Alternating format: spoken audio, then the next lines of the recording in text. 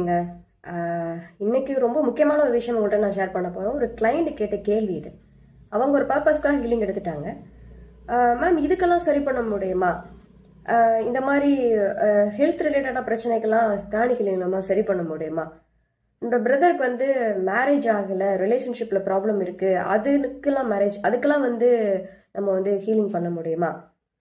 அப்புறம் வந்து எனக்கு டெப்ட் இருக்கு, டெப்டை க்ளோஸ் பண்ண முடியாம கஷ்டப்பட்டுட்டு இருக்காங்க, அதுக்கெல்லாம் பிராணி ஹீலிங் பண்ண முடியுமா? இந்த மாதிரி கேள்விகள். கணவன் மனைவிக்குள்ள நிறைய உறவு பிரச்சனை இது அப்படின்ற மாதிரி அவங்களுக்குள்ள பல கேள்விகள் வந்தது. இதுக்கெல்லாம் பண்ண முடியுமா, இதுக்கெல்லாம் பண்ண முடியுமா? உங்ககிட்ட நான் சொல்லக்கூடிய விஷயம் என்னன்னா, இந்த பிராணி ஹீலிங் அப்படின்றதே வந்து எனர்ஜியை மாத்துறதுங்க, அவ்வளவுதான். நீங்க ஒரு ஃபார்ம்ல ஆல்ரெடி இருப்பீங்க. ஆக்சுவலி பை பர்த்ல எல்லாருமே சூப்பரான ஒரு அலைவரிசையோட தான் நம்ம பிறந்திருப்போம். ஆனால் நம்ம வளர்ந்து வரும் பொழுது நம்மளோட அனுபவங்கள் நம்மளை ஆட்டோமேட்டிக்காக என்ன ஆகும்னா வேற வேற ஒரு ஃபார்முக்கு மாற்றிக்கிட்டே வருங்க. நம்ம அதே ஃபார்மில் இருக்க முடியாது, வேற வேற ஃபார்முக்கு மாறிக்கிட்டே வருவோம். கிளியரா? ஸோ அந்த ஃபார்மில் தான் இன்னைக்கான வாழ்க்கை உங்களுக்கு நடந்துக்கிட்டு இருக்கும்.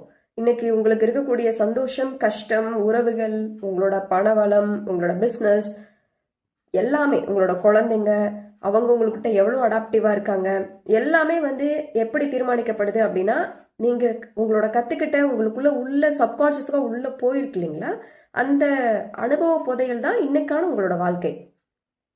நான் வந்து பாஸ்ட்டுக்கெலாம் போகலைங்க, போன ஜென்மம் அந்த லெவலுக்குலாம் நான் போகலைங்க. இப்போ நீங்கள் பிறந்து வளர்ந்துலேருந்து இது வரைக்கும் காலகட்டத்தில் நீங்கள் என்னெல்லாம் கேட்டு பார்த்து பழகி நீங்கள் அனுபவமாக எடுத்து வச்சுருக்கீங்களோ அதை வச்சு தான் நீங்கள் எல்லாத்தையுமே பார்ப்பீங்க.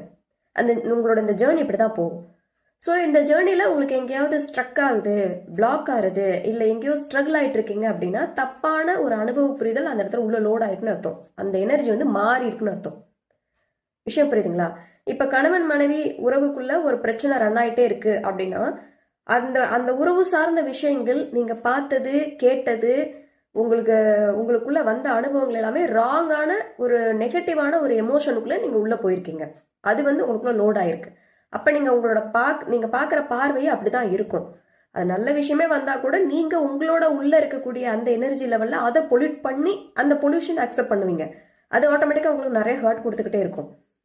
அப்புறமா ஏன் நமக்கு இந்த ஹர்ட் கொடுக்குது அப்படின்னு அதை ரியலைஸ் பண்ணி பார்த்தோம் அப்படின்னா உள்ளுக்குள்ளே அந்த லோடு இருக்கும். ஸோ இப்போ ஆக்சுவலி இந்த பிராணிகள் நம்ம என்ன பண்ணுவோம்னா, அந்த உள்ளே இருக்கு இல்லையா, ரூட் இருக்கு இல்லைங்களா, அதை நம்ம சரி பண்ணுற ப்ராசஸ் தான் இந்த ஹீலிங் ப்ராசஸ். விஷயம் புரியுதுங்களா?